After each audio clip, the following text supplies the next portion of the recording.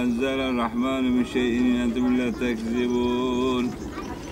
قالوا ربنا يعلمون إنا إليكم لمرسلون وما علينا إلا البلاغ المبين. قالوا إنا تطيرنا بكم لئن لم تنتهوا لنرجمنكم وليمسنكم مما عذاب.